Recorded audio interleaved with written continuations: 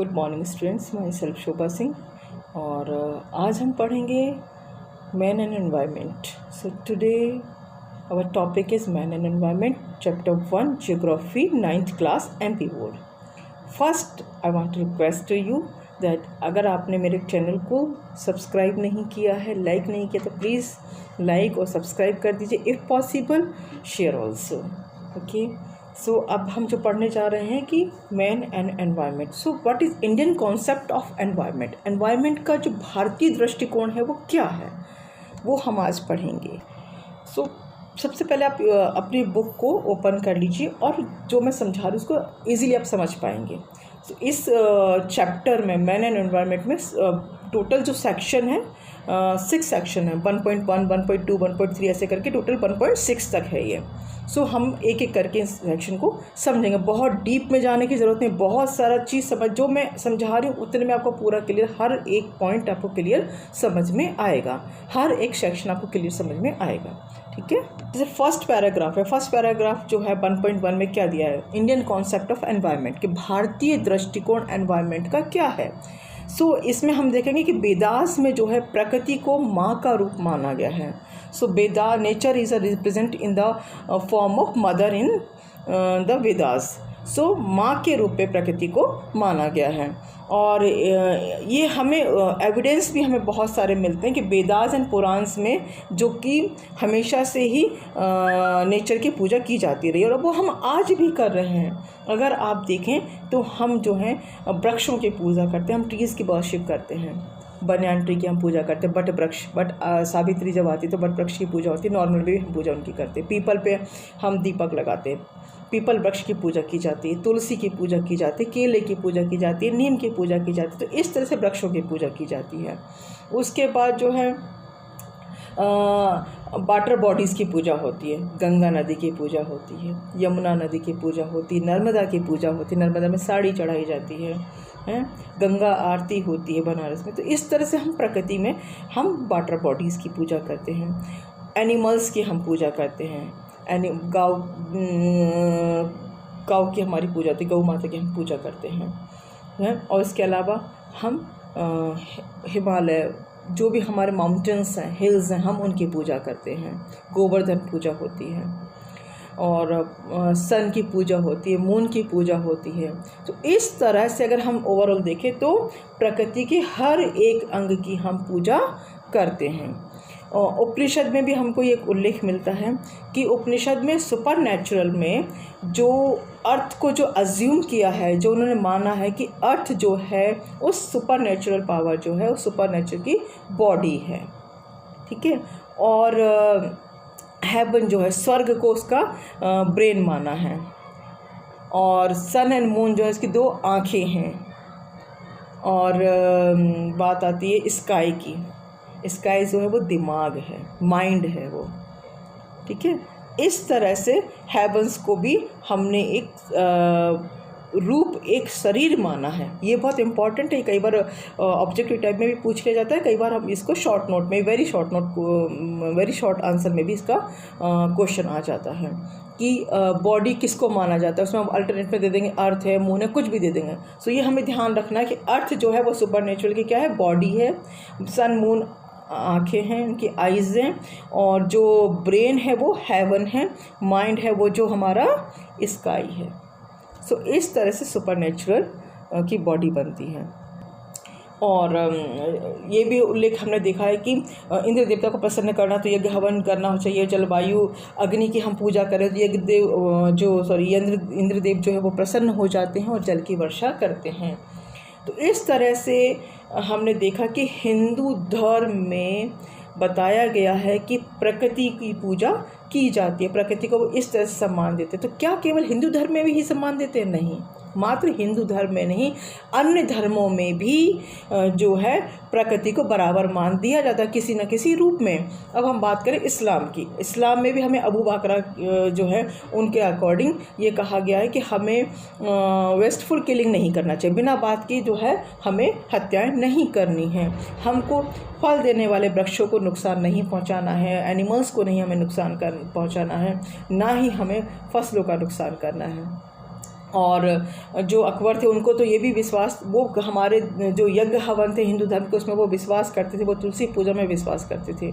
तो ये तो रही इस्लाम धर्म की बात। अब आते क्रिश्चियनिटी। क्रिश्चियंस में वो जो है वो ये मानते थे कि जो नेचर है वो क्या है, गॉडेज है, वो देवी है।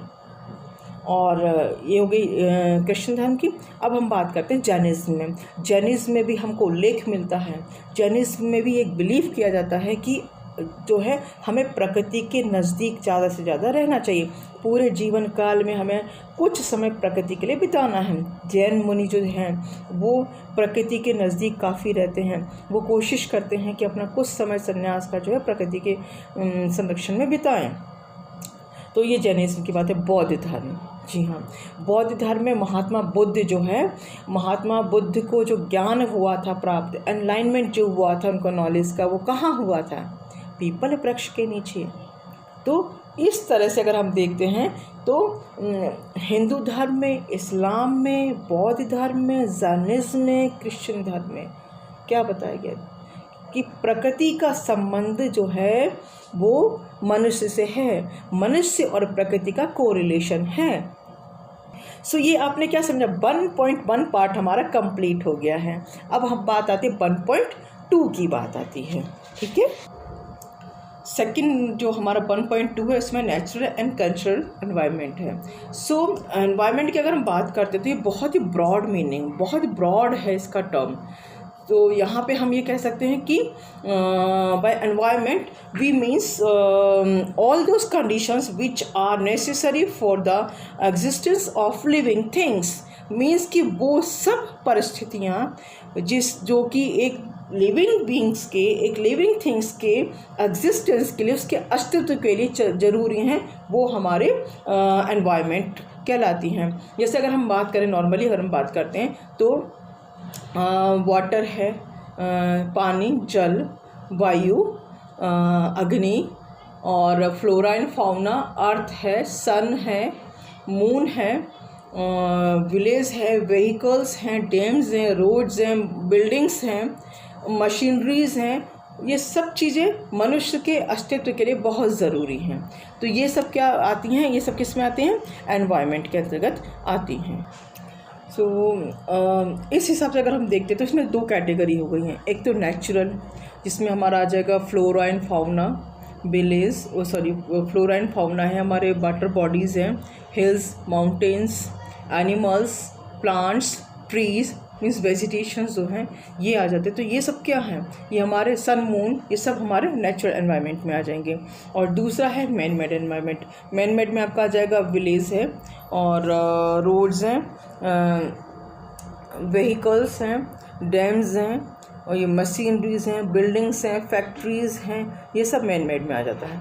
अब यहाँ पे हमको ध्यान देने वाली बात ये है कि natural environment again categorise in 2 parts. First one is organic and second one is inorganic. उसको हम डिटेल में भी आगे पढ़ेंगे। और इधर आ जाती है कि जो मैन मेड एनवायरनमेंट है तो ये भी 2 तरह का मैन मेड होता है। एक तो फिजिकल, एक होता है हमारा सोशियो कल्चरल एनवायरनमेंट के अंतर्गत आता है। सो जो हमारा नेचुरल है वो तो क्लियर हो गया। अब हम बात करते हैं सेकंड वाला मैन मेड एनवायरनमेंट में। मैन मेड एनवायरनमेंट में एक तो होता है कि जो ऑब्जर्वेबल है, जो हम देख सक रहे हैं जिनको, वो हो जाता है। जैसे कि रोड्स हैं, डैम्स हैं, बिल्डिंग्स हैं, मशीनरीज जिन्हें हम देख पा रहे हैं। एक तो ये मैन मेड हो गया। दूसरा होता है जो कि उनके बिहेवियर में आता है।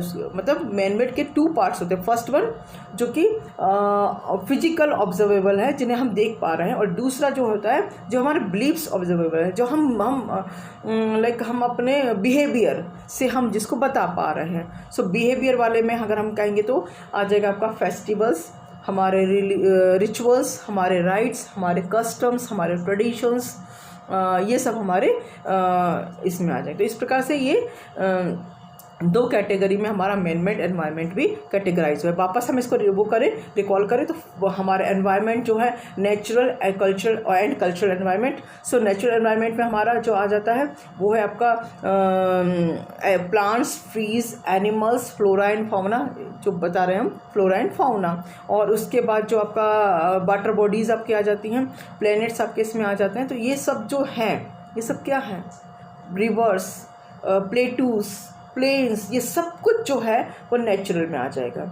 अब जो सेकंड है मैन मेड, तो सेकंड मैन मेड है, उसके अपने 2 कैटेगरी हैं, 2 कैटेगराइज हमने किया है, 2 पार्ट्स में कैटेगराइज किया है। तो फर्स्ट पार्ट जो है फिजिकल ऑब्जर्वेबल, जिसे हम देख पा रहे हैं, फिजिकल बॉडी जिसके फिजिकली हम जिसको देख पा रहे हैं। सो वो है रोड्स, बिल्डिंग्स, आपका व्हीकल्स और स्कूल, कॉलेज, पोस्ट ऑफिस, सब क्या है, फिजिकल एनवायरनमेंट है। और दूसरा है जो कि हम बिहेवियर से ऑब्जर्वेबल हो रहा है, वो फिजिकल नहीं है ना। मैन मेड का दूसरा पार्ट है जिसमें क्या क्या आ जाएगा, फिजिकल, वो जो बिहेवियर से हो रहा है, हमारे ट्रेडिशन, हमारे रिचुअल्स, हमारे राइट्स, हमारे कस्टम्स, है ना, फेस्टिवल्स, ये सब क्या है, ये हमारे सेकंड पार्ट है। सो इस तरह से 2 पार्ट में हमारा natural and cultural environment complete. अब मुझे लगता है इसमें आप स्टूडेंट्स को कोई प्रॉब्लम नहीं आएगी। अगर आता है क्वेश्चन कि what is natural and cultural environment, आप इसको अगर इस तरह से लिख देंगे तो आपको मार्क्स आराम से मिल जाएंगे, ठीक है। अब इसमें भी आपको इधर बताना है कि नेचुरल में जो हमने करा है, नेचुरल में वापस हम 2 कैटेगरी में, ऑर्गेनिक और इनऑर्गेनिक होता है हमारा एनवायरनमेंट, ठीक है। सो स्टूडेंट्स, इस तरह से हमारा 1.2 कंप्लीट हो गया। बहुत सिंपल सा है, आपने इसको इजीली समझ लिया होगा। 1.2 में कुछ नहीं है, 2 कैटेगराइज करी हैं उस तरह से। जो नेचुरल जो हमारा एनवायरनमेंट है वो क्या है, और एलिमेंट्स, नेचुरल एनवायरनमेंट के एलिमेंट्स क्या हैं, और जो हमारा मैन मेड एनवायरनमेंट जो एनवायरनमेंट है उसके एलिमेंट्स क्या हैं। तो उसके अलावा जो हमारा आता है थर्ड वाला सेक्शन 1.3, उसमें है resources of natural environment. Natural environment के कौन कौन से रिसोर्सेज हैं। तो यहाँ पे हमको जो ध्यान देने वाली बात है कि आप बुक में देखते जाइएगा, मैं जो क्लियर कर रही हूँ पॉइंट्स वाइज, एक बार आप उसको देखिए कि उसमें क्या दिया है। So nature has given many gifts of man for the fulfillment of his needs, such as rocks, minerals, soil, rivers, plants and animals, etc. माने कि प्रकृति ने जो है बहुत सारे गिफ्ट्स दिए हैं मनुष्य को बहुत सारे गिफ्ट दिए हैं, और उनकी नीड्स को फुलफ़िल करने के लिए, उनके जो रिक्वायरमेंट्स हैं उनको फुलफ़िल करने के लिए जो नेचर ने बहुत सारे गिफ्ट्स दिए। हमने कौन कौन से, रॉक्स हैं, मिनरल्स हैं, सॉयल है, रिवर है, प्लांट्स हैं और एनिमल्स हैं। इस तरह से बहुत सारा कुछ हमें प्राप्त है। अब क्या है कि किसी भी जो रिसोर्स है, नेचुरल रिसोर्स, कोई भी रिसोर्स, नेचुरल रिसोर्स कोई भी रिसोर्स हो सकता है, कोई भी चीज़ रिसोर्स हो सकती है मनुष्य के लिए, जब उसमें उसकी अपनी वैल्यू हो। और किसी भी चीज़ की वैल्यू तब होती है जब वो किसी मनुष्य के किसी नीड्स को पूरा करे। हर चीज़ रिसोर्स में नहीं आती, वो चीज़ रिसोर्स में आएगी जो कि ह्यूमन नीड्स को फुलफ़िल करती है, जो उनके रिक्वायरमेंट्स को फुलफ़िल करती है, वो हमारे रिसोर्स में आती हैं। सो जो रिसोर्स है, कहने का मतलब कि हर चीज़, हर थिंग्स, हर मटेरियल, हर कमोडिटीज़ की अगर अपनी वैल्यू है, और वैल्यू तब होगी जब वो ह्यूमन नीड्स को फुलफ़िल करेगी। सो इस प्रकार से 3 तरह के 3 टाइप्स ऑफ जो हमारे रिसोर्सेज हैं। First one is natural resources, second one human resources, and third one man made resources. क्या, नेचुरल रिसोर्स, ह्यूमन रिसोर्स और man made resource, human made resource, ठीक है। सो इस तरह से 3 हमारे रिसोर्सेज हैं। अब हम पहले पढ़ेंगे फर्स्ट वन। तो फर्स्ट में कौन सा आता है, नेचुरल रिसोर्स में। सो इसमें जो आपने बुक में देखा होगा, नेचुरल रिसोर्स के नीचे उसमें लिखा रिन्यूएबल और non renewable. So renewable means कि resource which are reproducible after use और can be use again, like forest, pasture और एग्रीकल्चर लैंड। मीन्स कि वो रिसोर्स है जो कि रिप्रोड्यूसिबल हैं, जिसे कि दोबारा हम प्रोड्यूस कर सकते हैं, या उसके यूज़ के बाद हम उसको बना सकते हैं, वापस उसको ला सकते हैं अस्तित्व में, वो हो जाते हैं रिन्यूएबल रिसोर्सेज। फॉरेस्ट मीन्स कि फॉरेस्ट को अगर हमने पूरा यूज़ कर लिया, वापस हम प्लांटेशन करके उसको बना देंगे, ऐसी पॉस्चर लैंड है, एग्रीकल्चर लैंड है, दैट इज रिन्यूएबल रिसोर्सेज है। And the second one is non renewable resources. So non renewable resources means those resources which once exploited can not be reproduced और supplied in the near future, such as petroleum, coal. Means कि वो resource है जिन्हें हमने use कर लिया, पूरी तरह से हमने उसको यूज़ कर लिया और उसका पूरी तरह से शोषण कर, एक्सप्लॉइट कर लिया, हमने टोटली उसको हमने यूज़ कर लिया, तो उसे हम दोबारा जल्द ही अस्तित्व में नहीं ला सकते हैं, नॉन रिन्यूएबल है। हाँ, ये कह सकते हैं, हाँ बहुत बहुत बहुत बहुत बहुत साल लगेंगे तब हम शायद वो वापस बन जाए, ये इसका एक पॉइंट है जो मेंशन नहीं किया है, लेकिन कुछ साल लग सकते, कुछ नहीं बहुत साल लगेंगे इसको वापस रिन्यूएबल करने में। सो इसलिए चूँकि बहुत वर्ष लग जाते हैं या होता ही नहीं है, तो हम इसको किस में डालेंगे, नॉन रिन्यूएबल रिसोर्सेज में।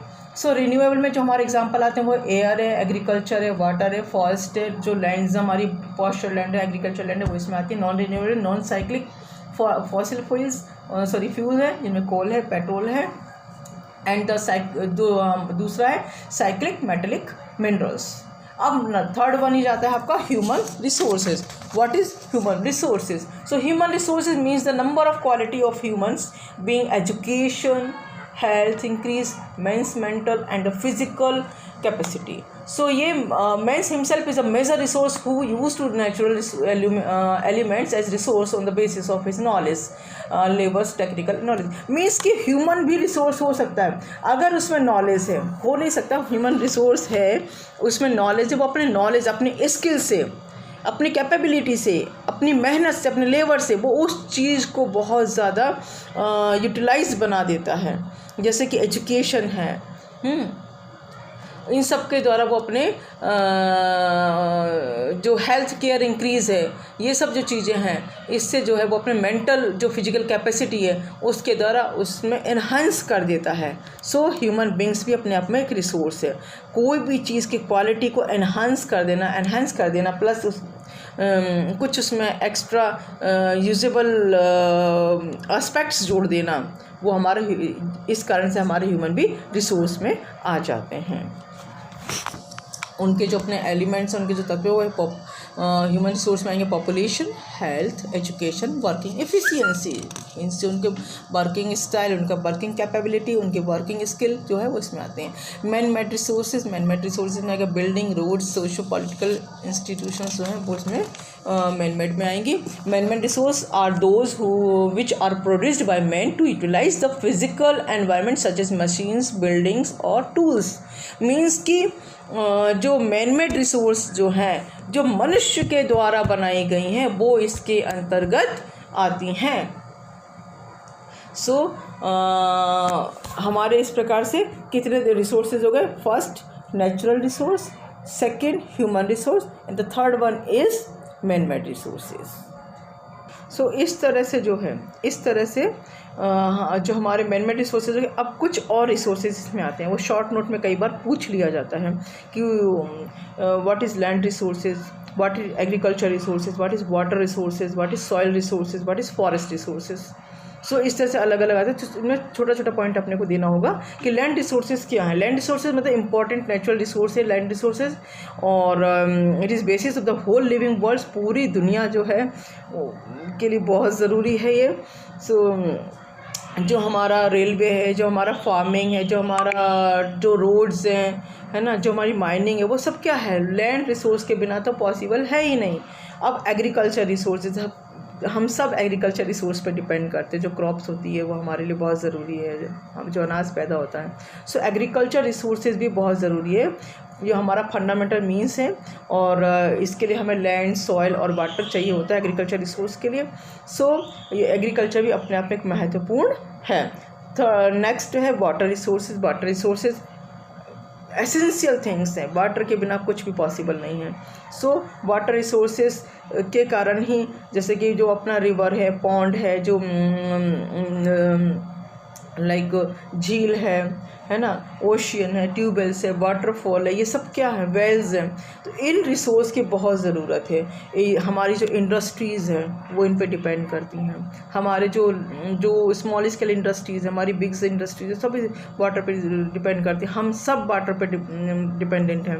हमें खाना बनाने के लिए, हमें हर काम के लिए वाटर की ज़रूरत पड़ती है। तो इस तरह से ट्रांसपोर्टेशन, ये सब कुछ जो है, सब कुछ डिपेंड करता है वाटर रिसोर्स पे। सॉइल रिसोर्सेज, गुड सॉइल होगी तो हमारी फार्मिंग अच्छी होगी। गुड रिसोर्स है तो हमारा पास्चर लैंड जो है बहुत अच्छा होगा। गुड रिसोर्स है हमारा वेजिटेशन बहुत अच्छा होगा। सो सॉइल रिसोर्स भी बहुत ज़रूरी हैं। फॉरेस्ट रिसोर्सेज हम हैबिटेट है हमारे एनिमल्स का, हैबिटेट है हमारे बर्ड्स का। और हमारा बहुत इंडस्ट्रीज़ भी फॉरेस्ट रिसोर्स पे डिपेंड करती है। तो फॉरेस्ट रिसोर्स भी बहुत ज़्यादा ज़रूरी है। तो इस तरह से हमारा 1.3 जो है वो कंप्लीट हुआ है कि रिसोर्सेज के टाइप्स ऑफ रिसोर्सेज कितने हैं वो हमने बता दिया कि 3 types of resources, first one natural, second one is human resources, third one is man made resources. फिर उसके बाद अलग से soil resources, water resources, agriculture resources, land resources और फॉरेस्ट रिसोर्सेज, ये सब भी इसमें आ जाते हैं। तो इस तरह से हमारा 1.3 भी कंप्लीट हो गया। Now the 1.4। अब जो 1.4 जो आता है पॉइंट, इसमें relationship of man and environment and its effect, कि मनुष्य और पर्यावरण के बीच में क्या संबंध है और उनका क्या प्रभाव, उन पर एक दूसरे का क्या प्रभाव पड़ रहा है। So man and environment are dependent on each other. Man और मनुष्य जो एनवायरनमेंट है वो एक दूसरे पे डिपेंडेंट हैं, और मनुष्य तो डायरेक्टली ही एनवायरनमेंट से जुड़ा हुआ है। और नॉट ओनली ह्यूमन बींग्स, अगर हम देखें तो हर एक लिविंग क्रिएचर जो है वो एनवायरनमेंट पे डिपेंडेंट है।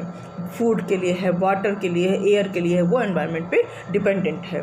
सो मनुष्य को जो है जैसे जैसे पॉपुलेशन ग्रोथ हो रही है, ठीक है, हमको पढ़ना इफ़ेक्ट, हमने आज पहले पढ़ लिया कि क्या मनुष्य और पर्यावरण का क्या मतलब संबंध है, कैसे क्यों हम पूजा करते हैं, कैसे क्या कब से हम पूजा करते आ रहे हैं। अब जो आ रहा है वो है कि इनका क्या संबंध जो है वो, उनका इफ़ेक्ट, उनका क्या प्रभाव है। सो मनुष्य और पर्यावरण एक दूसरे से संबंधित हैं। अब जैसे जैसे पॉपुलेशन इंक्रीज़ हो रही है, सो कहीं ना कहीं वो जो इंक्रीज पॉपुलेशन है, जो इंक्रीज्ड पॉपुलेशन है वो एनवायरनमेंट पे इफेक्ट डाल रही है। कैसे? जैसे पॉपुलेशन बढ़ेगी तो कहीं ना कहीं ज़रूरत पड़ेगी शेल्टर की, उन्हें हाउसेस की ज़रूरत पड़ेगी। सो क्या हो रहा है, फॉरेस्ट को डिस्ट्रॉय किया जा रहा है, कट किया जा रहा है, ठीक है।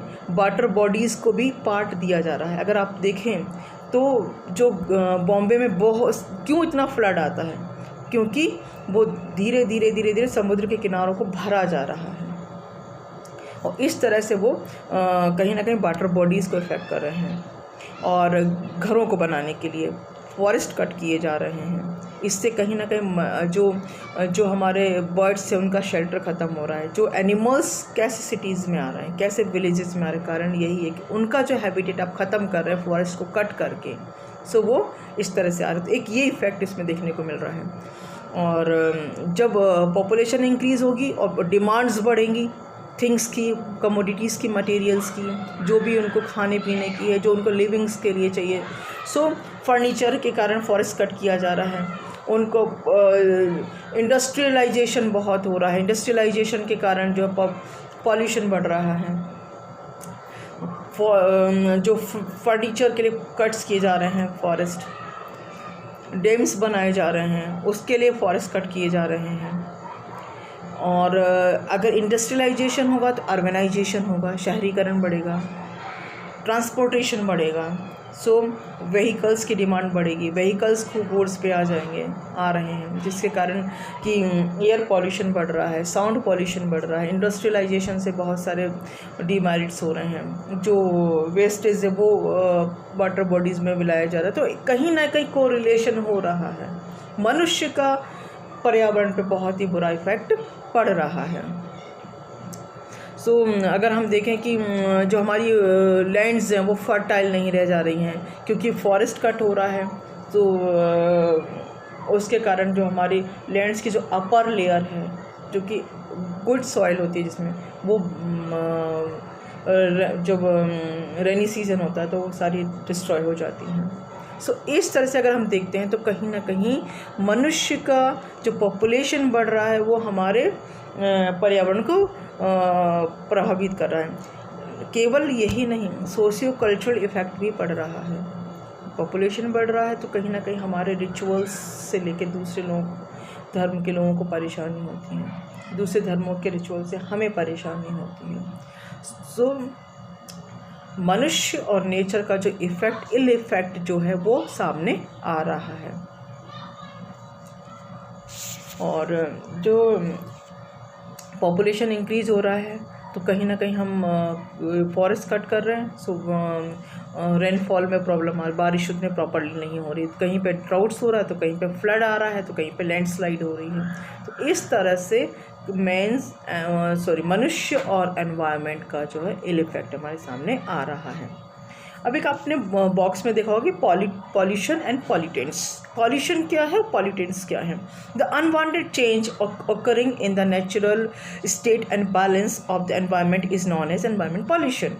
So the unwanted changes, जो अनिच्छित, जो हम नहीं चाहते हैं, वो जो चेंजेस आ रहे हैं नेचुरल्स में, हम जो देख रहे हैं, वो natural states and balance of the environment is known as environmental pollution.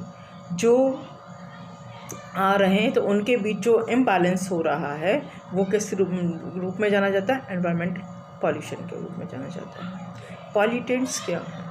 So the unwanted and harmful substances which are present in excess quantity are called pollutants. Pollutants are two types: natural pollutants, man-made pollutants such as pesticides, fertilizers, grass, plastic, radioactivity substance, metals, leads, various types of chemical. So unwanted और harmful substance जो हैं, जो हम which are present in excess quantity, means कि जो उनकी quantity, जो appropriate quantity होनी चाहिए, जो बैलेंस क्वांटिटी होनी चाहिए थी, वो अगर बढ़ जाते हैं, जो तत्व सब तरह के तत्व हैं, लेकिन जब कुछ तत्व जो हैं वो हार्मफुल होते हैं, अगर उनकी क्वांटिटी बढ़ जाएगी तो वो जो है क्या करेगी, वो क्वांटिटी आर कॉल्ड, उनको हम क्या कहेंगे? पॉल्यूटेंट्स कहेंगे।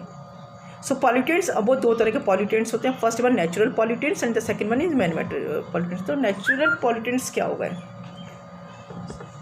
नेचुरल पॉल्यूटेंट्स में हमारा आ जाएगा जैसे कि जो अर्थक्वेक जो हो रहा है वो हमारे नेचुरल पॉल्यूटेंट्स में आ जाएगा। जब हमारे पृथ्वी को हिलना हो जाता है तब, और जब ड्राउट्स आता है उस टाइम जो होता है प्रॉब्लम, वो नेचुरल पॉल्यूटेंट्स में आ जाएगा।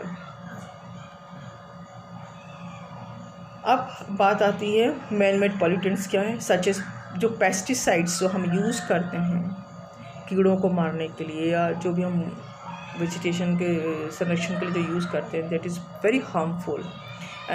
फर्टिलाइजर्स जो हैं, हम भले फसलों को बढ़ाने के लिए हम फर्टिलाइज़र यूज़ करते हैं, लेकिन इसका भी इल इफ़ेक्ट पड़ता है। उसके बाद ग्लास, जो कांच है, ये भी बहुत हार्मफुल है। प्लास्टिक है, प्लास्टिक के लिए कितने कैंपेन्स किए जा रहे हैं, क्योंकि प्लास्टिक कभी ख़त्म नहीं होता। रेडियो एक्टिव सब्सटेंस, जितने भी जो एटॉमिक जो हम लोग प्रैक्टिस कर रहे हैं, ठीक है, जो प्रशिक्षण किए जा रहे हैं, परीक्षण की टेस्टिंग की जा रही है, एटॉमिक टेस्टिंग जो की जा रही है, that is not good. Competition हो गया कंट्रीज़ के बीच में, जिसके कारण जो है हमारे रेडियो एक्टिव सब्सटेंस जो है एनवायरनमेंट में काफ़ी आ रहे हैं। मेटल्स, लेड्स, ये सब क्या वेरियस जो केमिकल्स जो हैं, different types of chemicals are not good for the environment. It's all are known as pollutants. So ये इस तरह से जो है पॉल्यूशन और what is pollution, what is pollutant, ये क्लियर हो जाता है। और कभी कभी छोटा क्वेश्चन इसके बारे में एग्जाम में पूछ लिया जाता है।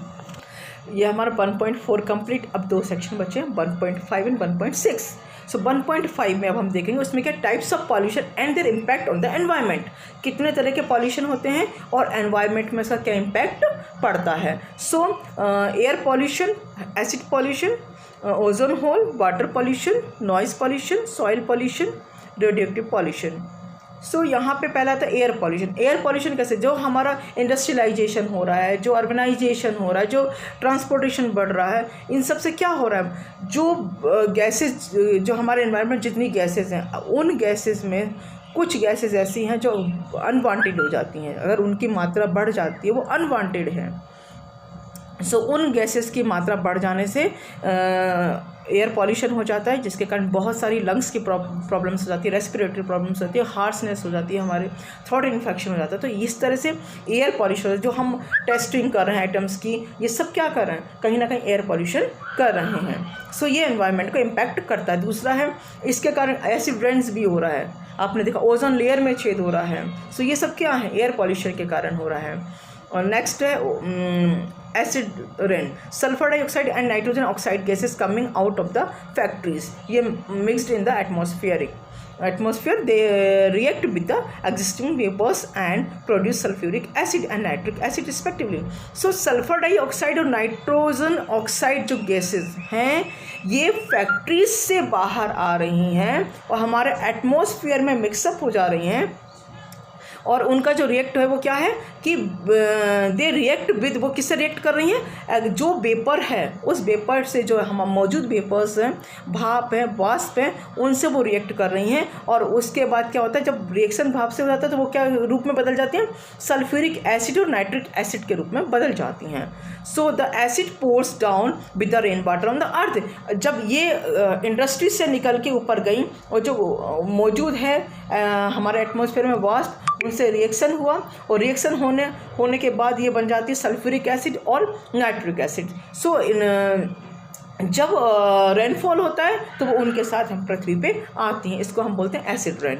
अब है ओजोन होल। ओजोन होल कैसे हो रहा है, ozone layer is about 20 to 35 kilometre above the sea level. Sea level से वो एटमॉस्फेयर में इतने हाई लेवल पे है, और this layer absorb the ultraviolet rays coming from the sun and thus protect the living beings on the earth. Means कि जो ये ओजोन लेयर है वो 20 to 35 सी लेवल से 20 to 35 किलोमीटर अबव है, और ये इसका बहुत इम्पॉर्टेंट काम होता है कि जो सन से जो हार्मफुल रेज आती है, अल्ट्रावायलेट रेज, जिसको वो एब्जॉर्ब कर लेती है। ठीक, otherwise ultraviolet rays it's very harmful for our bodies, ये इससे हम कैंसर भी हो जाता है, सो वो उसको एब्जॉर्ब कर लेती है। लेकिन हमारे इंडस्ट्रियलाइजेशन के कारण और जो हम कुछ केमिकल्स, क्लोरोफ्लोरोकार्बन जो हैं, इस तरह की जो सब्सटेंस जो है वो उसकी मात्रा बढ़ रही है, और जिसे हम रेफ्रिजरेटर जो यूज़ करते हैं, जो एसी करते हैं, उसमें भी क्लोरोफ्लोरोकार्बन। तो ये सब चीज़ें क्या होती हैं, ये एटमॉस्फेयर में मिल रही हैं और कहीं ना कहीं वो हमारे ओजोन लेयर में होल कर चुकी हैं, और वो ओजोन लेयर जो है उसके होल बढ़ता ही जा रहा है। सो क्या हुआ इसका परिणाम ये हो रहा है कि उस ओजोन लेयर से ये प्रोटेक्ट करती थी हमें अल्ट्रावायलेट रेज से और उसको एब्जॉर्ब करके, बट जहाँ ये होल हो रहा है तो वो वहाँ से तो हम अल्ट्रावायलेट रेज हमारी पृथ्वी पे आ रही है। अल्ट्रावायलेट रेज के कारण हमारी स्किन डिजीज़ हो जाती है, इससे कैंसर हो जाता है। तो इस तरह से ओजोन होल हो रहा है। वाटर पॉल्यूशन कैसे हो रहा है, अगेन इंडस्ट्रियलाइजेशन, अर्बनाइजेशन, इन सब के कारण जो है हम जो गलत तरीके से वाटर का यूज़ करते हैं, जो हमारे घर का गंदा पानी वो उसमें डाल रहे हैं, हम जो वेस्ट मटेरियल है उस वेस्ट मटेरियल को जो है हम नदी में डाल रहे हैं, जो इंडस्ट्री से जो निकल रहा है ख़राब पानी उसका भी ड्रेनेज हमने नदी में दे रखा है। तो इस तरह से हम वाटर पॉल्यूशन भी कर रहे हैं। कई बार हम टेस्टिंग जो करते हैं अपने हथियारों की, अपने वेपन्स की, हार्मफुल वेपन्स की, वो भी हम सी में करते हैं, ओशियन में करते हैं। इससे भी हमारे जो क्रिएचर हैं, जो एक्वेटिक क्रिएचर्स हैं, उनकी डेथ हो रही है और पानी ख़राब हो रहा है, पॉल्यूट हो रहा है। नॉइज़ पॉल्यूशन क्या है, जब इंडस्ट्रियलाइजेशन हुआ, अर्बनाइजेशन हुआ, है ना, इन सब के कारण क्या नॉइज़ पॉल्यूशन भी बढ़ा है। हम जो व्हीकल्स रोड पे बहुत सारे आ गए, इससे भी नॉइज़ पॉल्यूशन हुआ। हम बहुत ज़्यादा तेज़ संगीत सुनते हैं, वो भी नॉइज़ पॉल्यूशन क्रिएट करता है। सो नॉइज़ पॉल्यूशन से क्या है, कहीं ना कहीं डिस्टर्बेंस, हमारे मेंटल लेवल डिस्टर्ब होता है। जो एक लिमिट होती है डेसिबल, जो हमको सुनने की क्षमता चाहिए, उससे कहीं ज़्यादा जो है हम अगर हमारे कान में पड़ेगा तो हमको बहरापन भी हो सकता है। सो इस तरह से जो है जो यूनिट ऑफ जो नॉइज़ है, इस डेसिबल जो है वो बहुत हो जाती है तो हमको बहरापन भी आ जाता है। तो इस तरह से नॉइज़ पॉल्यूशन भी हो रहा है। सॉइल पॉल्यूशन, जो हम different types of pesticides use कर रहे हैं, फर्टिलाइजर्स हम जो यूज़ कर रहे हैं, जो हम टेस्टिंग कर रहे हैं वेपन्स की, इन सब, और जो हम फॉरेस्ट कटिंग कर रहे हैं, और जो हम लैंड्स को जो है डैम्स बना रहे हैं, रोड्स बना रहे हैं, इन सब के कारण जो हम यूज़ कर रहे हैं, तो क्या हो रहा है, हमारा सॉइल पॉल्यूशन हो रहा है। जो फॉरेस्ट कटिंग की तो बारिश और पानी पूरा बहकर आया, अदरवाइज रूट्स जो हैं ट्रीज़ की, प्लांट्स की रूट सॉइल को पकड़ के रखती हैं। जो हमारी लेयर का क्षरण नहीं होता, ऊपरी लेयर जो हमारी फर्टाइल जो लेयर होती है सॉइल की, वो ख़राब नहीं होती है, but due to this forest cutting ये प्रॉब्लम्स इंक्रीज़ हो रही है। Radioactive pollution, so radioactive, what is radioactive pollution? तो रेडियो एक्टिव पॉल्यूशन जो है due to the use of nuclear elements for various purpose radioactive जो particles enter the atmosphere and produce radioactive pollutants. Means जो भी हम testing करें, जो मैं पहले भी मैंने प्रीवियस पॉल्यूशन में बताया, वही चीज़ यहाँ की, जो हम रेडियो एक्टिव जो हमारे वेपन्स हैं उनको जब हम यूज़ कर रहे हैं, या कुछ ऐसी चीज़ें जो हम बना रहे हैं जिनमें कि ये सब्सटेंस यूज़ हो रहा है, यूरेनियम वगैरह जो यूज़ हो रहा है, थोरियम जो यूज़ हो रहा है, जो प्लूटोनियम जो यूज़ हो रहा है, कोबाल्ट जो यूज़ हो रहा है, इट्स वेरी हार्मफुल केमिकल्स। ये सब जो हैं वो हमारे पॉल्यूशन को, हमारे एनवायरनमेंट को पॉल्यूटेट कर रहे हैं।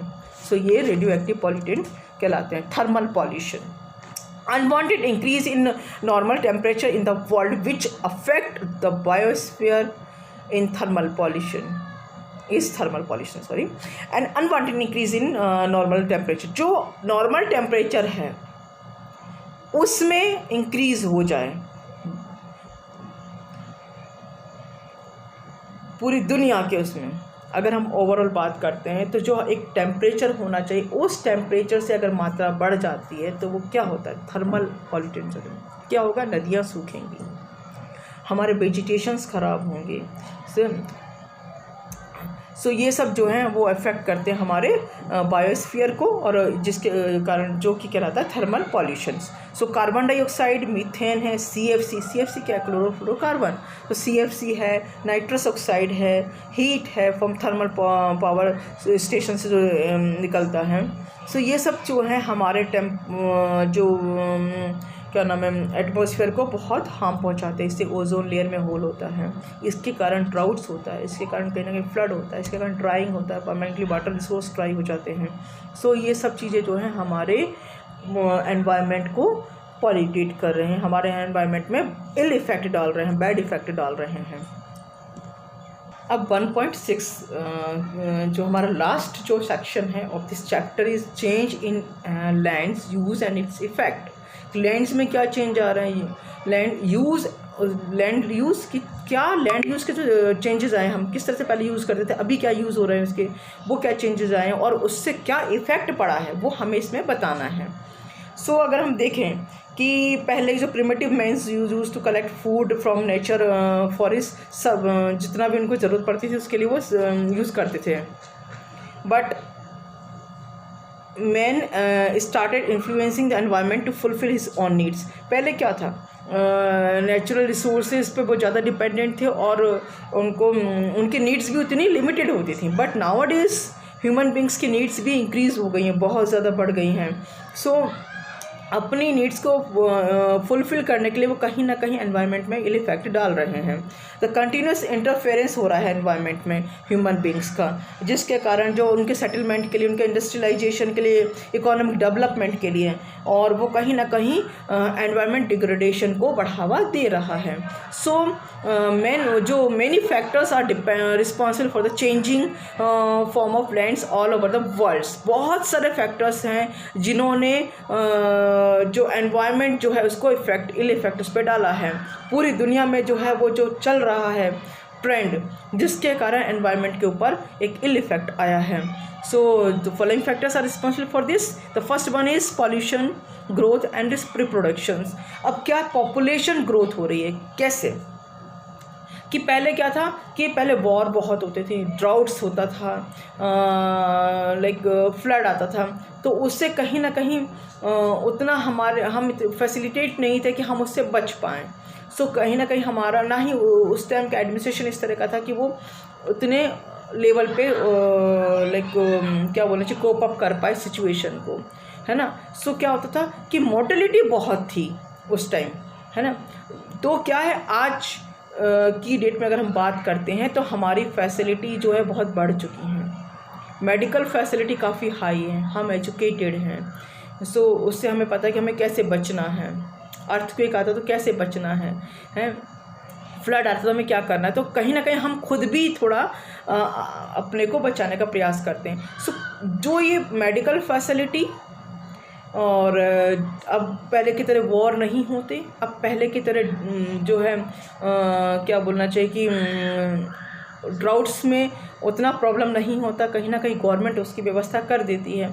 सो अब जैसे कि नाउअडेज अगर हम बात करते हैं, कोरोना प्रॉब्लम में भी गवर्नमेंट ने बहुत हेल्प करी है। जो मॉर्टेलिटी जो रेट होना चाहिए था उससे इंडियन गवर्नमेंट ने बहुत, जो होना चाहिए उससे बहुत डाउनवर्ड में लेकर आई है।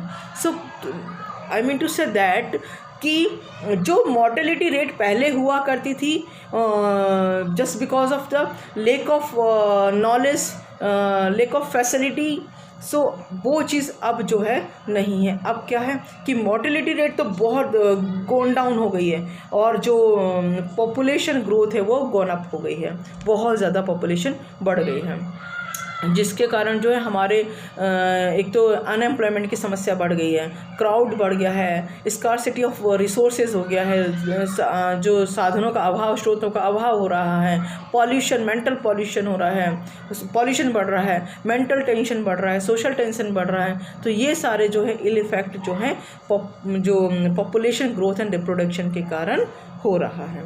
And the second one is deforestation. Deforestation में क्या होता है, डिफॉरेस्टेशन के अंतर्गत means irrational cutting of forest और प्लांट्स फ्रॉम सम रीजन। कुछ एरियाज़ में इरेशनल कटिंग हो रहा है फॉरेस्ट का एंड प्लांट्स का, जिसके कारण जो फॉरेस्ट है वो रिडक्शन हो रहा है, रिड्यूस हो रहे हैं, और जो शिफ्टिंग कल्टीवेशन के कारण ट्रीज़ वर कटिंग की जाती हैं, ट्रीज़ को काटा जाता है, उनको जलाया जाता है, और हमारा जो डैम्स बनाने के लिए, रोड्स बनाने के लिए जो है, बिल्डिंग्स बनाने के लिए, हाइड्रो इलेक्ट्रिसिटी जो प्रोजेक्ट्स हैं उसके लिए, डिस्ट्रीब्यूशन ऑफ इलेक्ट्रिसिटी के लिए, and spread of railway and roads extension और हैबिटेट्स के एक्सटेंशन के लिए, एक्सटेंशन ऑफ हैबिटेट्स एरियाज़ के लिए, cutting of trees for fuel and industries forest have been harmed. Means कि ये सारी फैसिलिटी बढ़ाने के लिए, रोड बनाने के लिए, हाइड्रो इलेक्ट्रिसिटी जो प्रोजेक्ट है उसको एस्टेब्लिश करने के लिए, जो आपका क्या रेलवे जो है वो उसका नेटवर्क फैलाने के लिए क्या होता है, और जो ह्यूमन बींग्स के हैबिटेट बढ़ाने के लिए हम क्या कर रहे हैं, फॉरेस्ट कटिंग कर रहे हैं। Forest cutting, irrational forest cutting हो रही है, ट्रीज़ कटिंग कर रहे हैं, और जो हमारी इंडस्ट्रीज़ जो सेटअप हुई हैं उनके फ्यूल से जो है जो पॉल्यूशन बढ़ रहा है। तो इस तरह से जो हमारा जो फॉरेस्ट एरिया पहले जो 33% होता था आज बिलो 20 हो गया है। क्या कारण है उसका? एक्सेसिव जो हमारा डिफॉरेस्टेशन है वो है, हमारी नीड्स हैं वो एक्सेसिव नीड्स हो रही हैं, इसके कारण ये हो रहा है। सो डिफॉरेस्टेशन भी एक मेन फैक्टर है। उसके बाद एक्सेसिव ग्रेजिंग्स।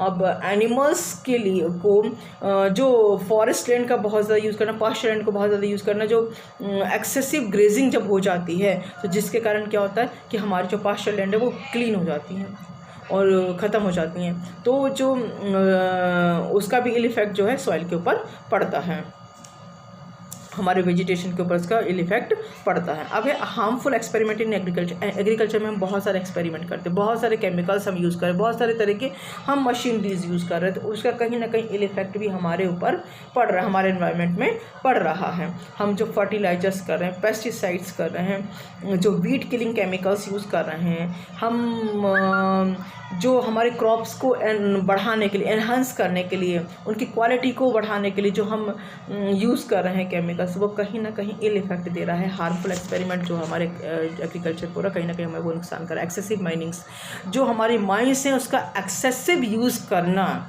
भी कहीं ना कहीं क्या होता है, अर्थक्वेक का कारण बनता है।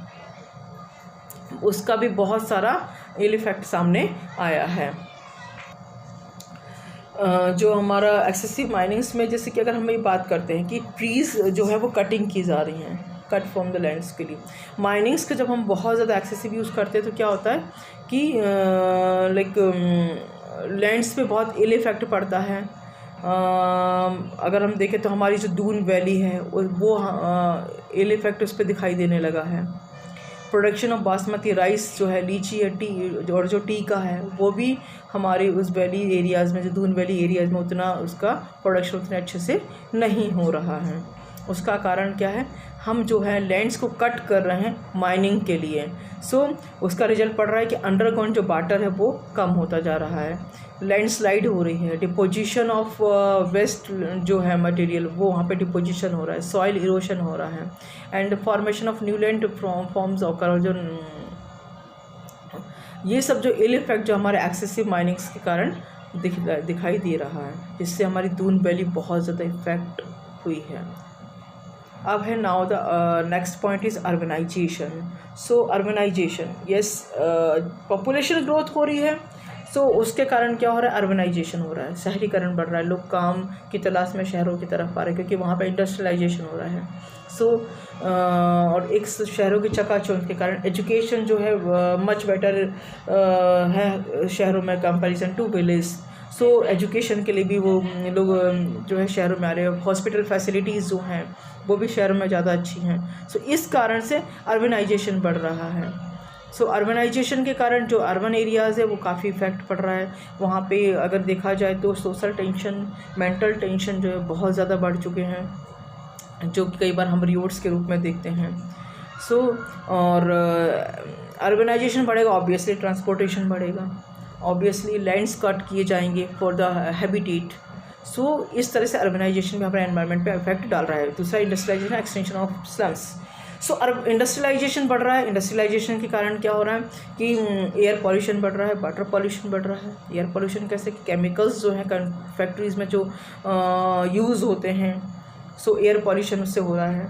वो जो केमिकल्स निकलते हैं फैक्ट्रीज से वो हमारे एटमॉस्फेयर में मिल रहे हैं। वाटर पॉल्यूशन, जो वेस्टेज जो भी वेस्टेज है वो इंडस्ट्रीज़ का वाटर बॉडीज़ में ड्रेन किया जा रहा है।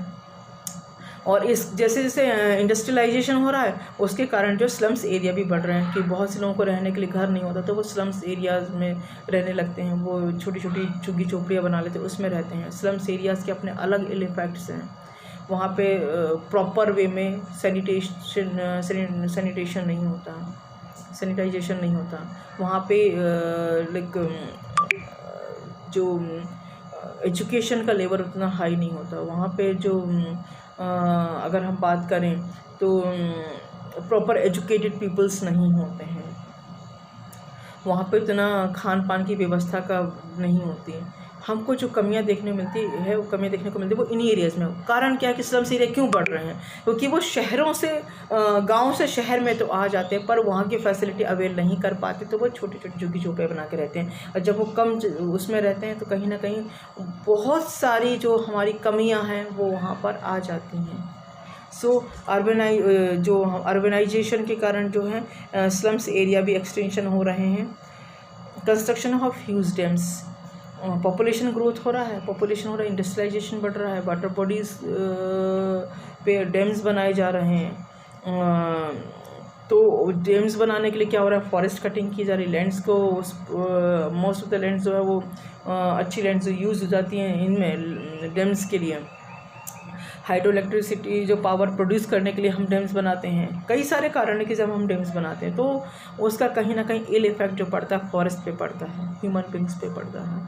सो हमारा एनवायरनमेंट बहुत प्रभावित होता है। तो इस तरह से जो है कंस्ट्रक्शन ऑफ ह्यूज डैम जो है वो भी हमारे एनवायरनमेंट को इफेक्ट कर रहा है, क्योंकि डैम्स के कारण हम एग्रीकल्चर लैंड को कट कर रहे हैं, हम डैम्स के कारण जो है हमारा फॉरेस्ट कट कर रहे हैं, हमारा पास्चर लैंड कट कर रहे हैं। तो इस तरह से हमारा जो कंस्ट्रक्शन ऑफ ह्यूज डैम जो है वो भी एनवायरनमेंट को इफेक्ट डालता है। अब जो है हम पढ़ेंगे facilities for tourism, pilgrimage, entertainment and adventure activities. Environmental degradation के लिए जो है हमारा टूरिज़्म की जो प्रोग्रेस हो रही है वो भी फैक्टर जो इस पर प्रभाव डाल रहा है। जो हमारा कहना चाहिए कि पिलग्रिमेज है वो भी कहीं ना कहीं इस पर इल इफेक्ट डाल रहा है। हमारा जो एंटरटेनमेंट जो है और एडवेंचर जो एक्टिविटीज़ हैं वो भी इस पर इल इफेक्ट डाल रही हैं। सो ये सब चीज़ें जो हैं हमारे एनवायरमेंटल डिग्रेडेशन के लिए रिस्पॉन्सिबल हैं। सो इस तरह से अगर हम कहें तो ये साफ जाहिर होता है कि जो changes in land use and it's effects जो हैं वो कहीं ना कहीं हमारे एनवायरनमेंट को इफ़ेक्ट करी। कि लैंड्स का जो यूज़ होता था पहले नॉर्मल तरीके से हम घरों में रहते थे और नॉर्मल खान पान था, ज़रूरतें उतनी नहीं थी, तो हम लैंड्स का एज इट इज़ यूज़ कर रहे थे। But now days population increase हुआ, सो अर्बनाइजेशन हो रहा है, स्लम्स एरिया बढ़ रहा है, अर्बनाइजेशन के कारण इंडस्ट्रियलाइजेशन भी हो रहा है। सो ये सारी चीज़ें जो बढ़ रही हैं, इनके कारण जो लैंड्स का जो फॉर्म था वो चेंज करें। लैंड जो यूज़ फॉरेस्ट की थी हमने कट करके उसके लिए उस पर हमने हैबिटेट बना लिए, लैंड्स को कट करके हमने डैम्स बनाए। तो ये कहीं ना कहीं ये सब चीज़ें क्या हैं, डिफॉरेस्टेशन वो सब क्या है, ये हमारे लैंड्स के जो यूज़ करने के तरीके को प्रभाव जो चेंज हो रहे हैं। सो जो लैंड्स को अलग तरीके से जब हम यूज़ कर रहे हैं वो कहीं ना कहीं हमारे एनवायरनमेंट पे इल इफ़ेक्ट डालता है। तो इस तरह से जो हमने हर एक सेक्शन 1.1 से लेकर 1.6 को समझा, तो ये आपके लिए बहुत ही इजीली समझ में आया होगा। ज़रूर ये लंबा मेरा वीडियो बना है, बट आपके समझने के लिए बहुत ज़रूरी था, क्योंकि एक चैप्टर के लिए हमें कई सारे दिन लगाने होते हैं। 6 पीरियड्स में ये चैप्टर कंप्लीट होता है। मैंने इसको आपको 50 मिनट्स में कंप्लीट करके दे दिया है।